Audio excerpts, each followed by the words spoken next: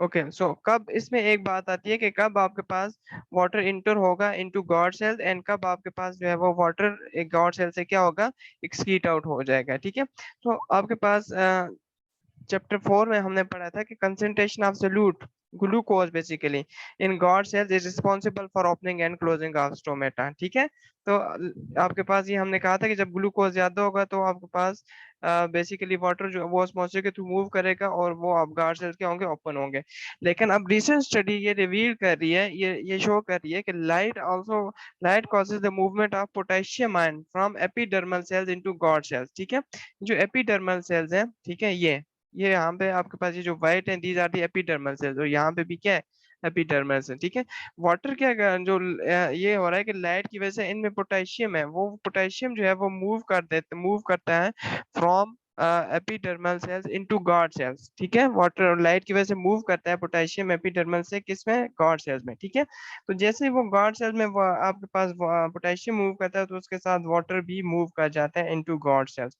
तो उसकी वजह से बेसिकली गॉड सेल्स में वाटर स्वेल हो जाता है और स्टोमेटा क्या हो जाते हैं, ओपन हो जाते हैं। ठीक है, तो डे टाइम में क्या होती है, लाइट होती है, लाइट पोटेशियम को मूव करवाती है from epidermal cell into guard cell, उसकी वजह से वाटर भी मूव करता है और आपके पास stomata day during day open होता है। ठीक है, एट नाइट क्या होता है कि आपके पास जैसे ही लाइट क्या हो जाती है, पोटेशियम जो लाइट कम हो जाती है, पोटेशियम जो है वो फ्लो बैक करते हैं from guard cells into epidermal cells, light खत्म होने के बाद। ठीक है, तो उसकी वजह से क्या होता है कि कंसंट्रेशन ऑफ ग्लूकोज जो है वो भी फॉल कर जाती है और वो उसके साथ वाटर जो है वो also move from guard cells into outside the guard cell. ठीक है, तो मूव कर जाता है इनटू एपिडर्मल सेल्स, और वाटर जो गार्ड सेल्स हैं वो टर्जिटरी अपनी लूज कर जाते हैं और फ्लैसिड हो जाते हैं, और आपके पास स्टोमेटा क्या हो जाते हैं, क्लोज हो जाते हैं। ठीक है, सो दिस इज हाउ आपके पास एक तो ग्लूकोज कंसंट्रेशन जो है वो कंट्रोल करती है, सेकंड जो रीसेंट स्टडी बता रही है कि पोटेशियम आयन भी basically opening and closing of stomata को क्या कर रहे होते हैं, कंट्रोल कर रहे होते हैं।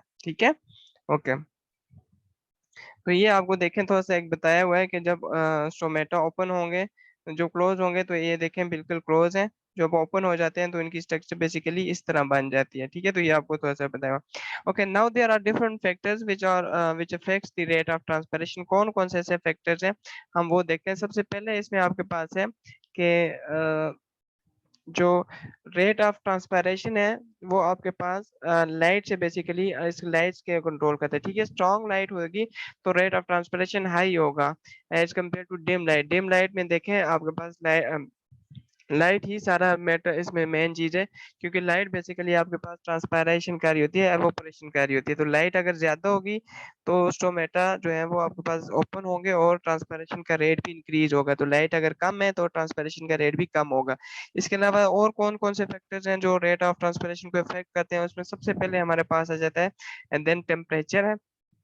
अब टेम्परेचर क्या होता है कि high temperature reduce the humidity, जो आपके पास है सराउंडिंग में ह्यूमिडिटी को क्या कर देते हैं, कम कर देते हैं।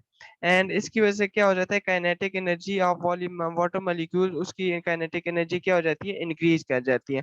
तो काइनेटिक एनर्जी जब इंक्रीज करेगी तो it in also increases the rate of transpiration, और रेट ऑफ ट्रांसपायरेशन जो है वो डबल हो जाता है every rise of 10 degree centigrade temperature के साथ। ठीक है, लेकिन आपके पास एक लिमिट तक ये होता है, ये नहीं है कि आप टेम्परेचर अब 100 डिग्री सेंटीग्रेड तक होगा तो तब भी ट्रांसपरेशन उतनी इंक्रीज कर जाएगी, नहीं। ये जो हाई टेम्परेचर है इसकी भी एक लिमिट है। ठीक है, जो जो लिमिट है अराउंड 40 to 45 डिग्री सेंटीग्रेड तक अगर टेम्परेचर इंक्रीज करता है तो आपके पास ट्रांसपरेशन इंक्रीज करेगी। अदरवाइज 40 to 45 से जब वाटर क्रॉस कर जाएगा, टेम्परेचर क्रॉस कर जाएगा, तो उसको हम कहेंगे now that is extreme condition, और उस टाइम पे स्टोमेटा क्या हो जाते हैं, क्लोज हो जाते हैं, क्योंकि एक्सेस वाटर लूज ना हो जाए इसलिए स्टोमेटा क्लोज हो जाते हैं और आपके पास ट्रांसपैरेशन क्या हो जाती है, स्टॉप हो जाती है। ठीक है, तो इस तरह आपके पास ट्रांसपैरेशन टेम्परेचर जो है up to a limit directly proportion है विद द रेट ऑफ ट्रांसपैरेशन।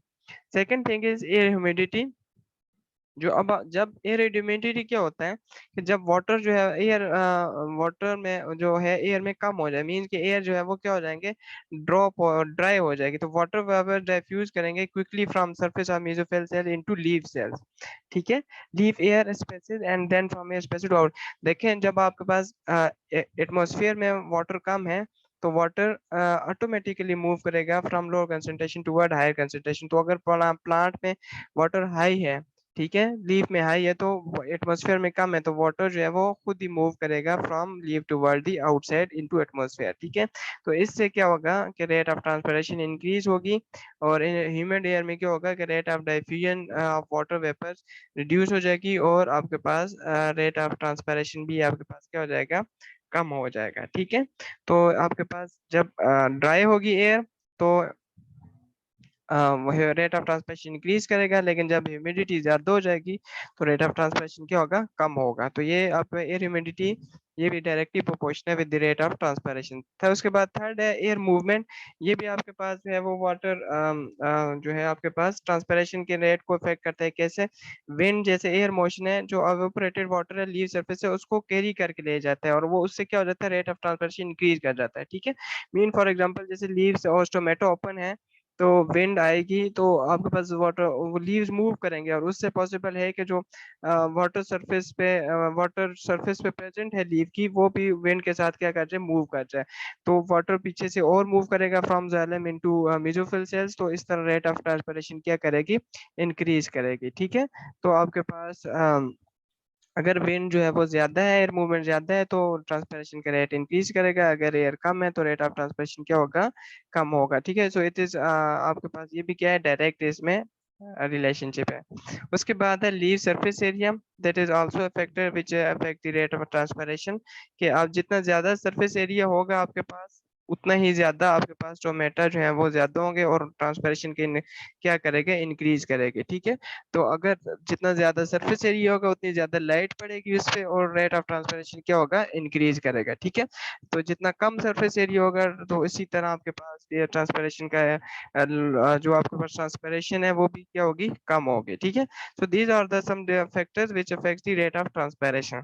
अब ट्रांसपिरेशन की सिग्निफिकेंस क्या है, क्यों है ये इम्पोर्टेंट, क्यों है, ठीक है। तो इसको हम थोड़ा सा देखते हैं क्या इसकी इंपॉर्टेंस है। ट्रांसपिरेशन के बारे में कहा जाता है it is a necessary evil, कि ये जरूरी भी है, एंड इवल है मीन कि ये आपके पास हार्मफुल भी है, ठीक है।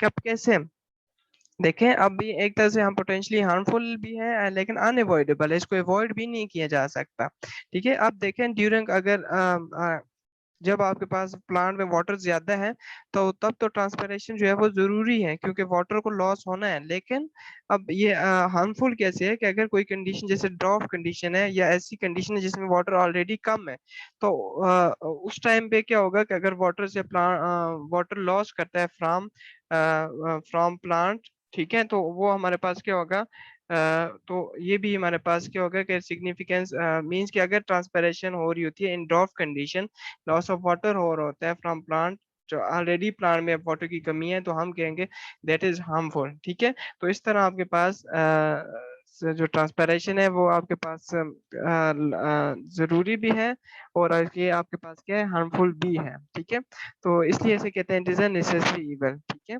तो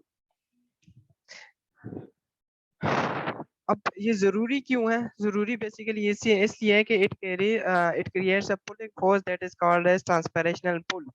बेसिकली ये ट्रांसपिरेशनल पुल ही वो पुलिंग फोर्स है that conduct water and salt from roots to the aerial part of the plant, ठीक है। तो अगर ट्रांसपिरेशन नहीं होगी, ट्रांसपिरेशन पुल भी नहीं, फोर्स भी नहीं क्रिएट होगी, तो उसकी वजह से क्या होगा कि वाटर जो है वो मूव नहीं करेगा, वाटर एंड फूड मूव नहीं करेंगे, और आपके पास वो प्लांट जो है वो एग्जिस्ट नहीं कर सकेगा, ठीक है। तो एक तरफ से हार्मफुल है, दूसरी तरफ से देखें ये कितनी आपके लिए प्लांट्स के लिए यूजफुल भी है। इसके अलावा transpiration also leaves cooling effect, जो कि अगर टेम्परेचर ज्यादा है तो उस टाइम पे कूलिंग इफेक्ट होगा, तो ये भी आपके पास है एक बेनिफिशियल है फॉर प्लांट। और इसके अलावा जो वेट सरफेस है लीफ सेल्स की, it also allow gases exchange, more gases exchange है, ठीक है। तो ये भी आपके पास ये है क्या है, it is also because of transpiration, और ये भी आपके पास एक बेनिफिशियल बेनिफिट है ट्रांसपिरेशन का, ठीक है। तो एक तरह से ये आपके पास हार्मफुल भी है, और आपके पास ये क्या है, इम्पोर्टेंट भी है, जरूरी भी है। तो इसी तरह ये हमारे पास इसमें इसकी सिग्निफिकेंस आ जाते हैं, ठीक है। ओके, उसके बाद जो है आपका नेक्स्ट है ट्रांसपोर्ट ऑफ वाटर। कि कैसे जो है वो आपके पास वाटर ट्रांसपोर्ट करता है इन इन प्लांट, ठीक है, कि हम कौन सी ऐसी थ्योरी है जो आपके पास इस चीज को डिस्क्राइब करती है, ट्रांसपोर्ट ऑफ वाटर, ठीक है। जो हम कहते हैं कि आपके पास जैसे रूट्स जो हैं वो प्लांट्स में वाटर को एब्जॉर्ब करते हैं, तो बाकी जो हायर पार्ट्स हैं वहां तक कैसे जाता है, that is because of transpiration pull. एक थ्योरी है that is called as coherent tension theory. Basically this theory describe the transport of water in plants, ठीक है। कैसे अब ये थ्योरी बताती है, ये theory according to this theory कि वाटर जो है that moves from roots into root hairs into roots and then it reaches to xylem, xylem तक जाता है, एंड जाइलम से थ्रू ट्रांसपरेशनल पुल जो है वो आपके पास मूव करता है from plants from lower part of the plant to the higher plant of the plant, ठीक है। तो आपके पास ये जो मेन चीज इसमें भी आपके पास आ जाती है वो क्या आ जाती है, transpirational pull. This is a pulling force that is created by transpiration, जो हमने अभी थोड़ा टाइम पहले पढ़ा है। तो उसकी वजह से ये पुलिंग फोर्स क्रिएट होती है और वो आपके पास वाटर मूव करता है from root toward the aerial plant. अब ये ट्रांसपरेशन पुल कैसे जो है वो क्रिएट होती है, इसको हम देखते हैं थोड़ा सा। अब इसमें जो इस कोहेरेंट टेंशन थ्योरी है बेसिकली ये डिस्क्राइब करती है कि कैसे होता है, ठीक है। इसमें सबसे पहले वाटर जो है वो it held in A tube xylem that has small diameter. अगर आपके पास जो जाइलम है उसके डायमीटर क्या हो जाता है, स्मॉल है, तो वाटर वहां पे क्या हो जाता है, रुक जाता है, हेल्ड होता है, वो जाइलम क्या कहती है, हेल्ड करके रखती है, ठीक है। उसके अलावा सेकंड इसमें आता है कि जो रीजन है कि water molecules adhere to the walls of the xylem tube, that is called as adhesion, के वाटर मॉलिक्यूल्स जो जाइलम की वॉल है उसके साथ स्टिक कर जाते हैं, एडिशन कर जाते हैं, ठीक है। तो ये भी ट्रांसपरेशन पुल का एक रीजन है। इसके अलावा क्या, water molecules cohere to each other, mean कि आपके एक तो स्टिक करते हैं वो वॉल्स के साथ, सेकंड है वो आपस में भी एक दूसरे के साथ जुड़ जाते हैं, ठीक है। तो उसकी वजह से ये होता है अगर ट्रांसपरेशन पुल कॉज होती है। मैं अगर आपको पिक्चर में बताऊं डायग्राम में, ठीक है, तो अगर आप एक, ठीक है, अब सपोज करें ये आपके पास क्या है, जाइलम है, ठीक है। जाइलम, अब होगा क्या कि वाटर मूव करेगा इनटू जाइलम, तो क्या होगा कि आपके पास ये देखें, ये वाटर मॉलिक्यूल, एक वाटर मॉलिक्यूल जो है वो बेसिकली ये वॉल के साथ स्टिक है, एक वो ये क्या हो जाता है, स्मॉल डायमीटर होने की वजह से वाटर मॉलिक्यूल क्या हो जाते हैं, यहाँ पे हेल्ड होते हैं और ये क्या हो जाते हैं, वॉल्स ऑफ जाइलम के साथ स्टिक कर जाते हैं, इसे हम कहते हैं this is called as adhesion. अब जो यहाँ पे जब स्टिक करेगा तो जो दूसरे वाटर मॉलिक्यूल आएंगे वो इसके साथ आके जुड़ जाएंगे, जो स्टिक किया हुआ है इसके साथ, देखें ये जोड़ रहे हैं, एंड इट ये पूरी एक क्या बना रहे हैं, चेन बना रहे हैं। मीन एक तरफ से ये वॉल्स के साथ भी स्टिक करें हैं, दूसरी तरफ से आपस में भी स्टिक करें हैं, ये जो आपके पास ये आपस में स्टिक कर रहते हैं, now this is called as coherent, इसे हम क्या कहते हैं, कोहेरेंट कहते हैं, ठीक है। अच्छा, अब इट इज जो वॉल्स के स्टिक है दिस इज एडिशन, एंड ये आपके पास जो एक दूसरे के स्टिक करते हैं this is called as coherent.